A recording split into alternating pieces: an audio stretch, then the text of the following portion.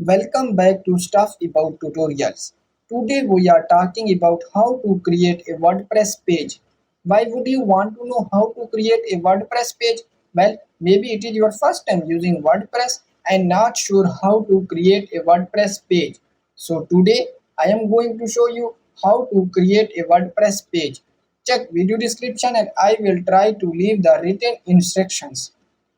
Creating a WordPress page is quite simple and easy to do, and the process is same for all devices. Let me show how you will create a WordPress page.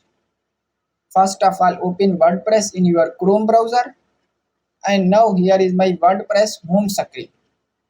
And then move your mouse cursor to pages in the left menu, and then click on add new. Now in this screen, first enter your page title and then write an article about this. Like I am copying it from ChatGPT, and then in the end click on publish, and now your page has been published. So there you go. If you were wondering how to create a WordPress page, that is the easiest way I know. If you know another way, please leave a comment below. Be sure to subscribe for more videos.